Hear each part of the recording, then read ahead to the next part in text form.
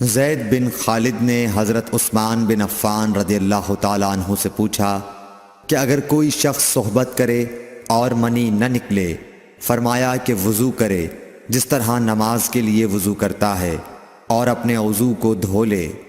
حضرت عثمان رضی اللہ تعالیٰ عنہ کہتے ہیں کہ یہ میں نے رسول اللہ صلی اللہ علیہ وسلم سے سنا ہے۔ زید بن خالد کہتے ہیں کہ پھر میں نے اس کے بارے میں حضرت علی، زبیر، طلحہ اور ابی بن کعب رضی اللہ عنہم سے دریافت کیا، سب نے اس شخص کے بارے میں یہی حکم دیا۔ رسول اللہ صلی اللہ علیہ وسلم نے ایک انصاری کو بلایا۔ وہ آئے تو ان کے سر سے پانی ٹپک رہا تھا۔ رسول کریم صلی اللہ علیہ وسلم نے فرمایا، شاید ہم نے تمہیں جلدی میں ڈال دیا۔ انہوں نے کہا، جی ہاں۔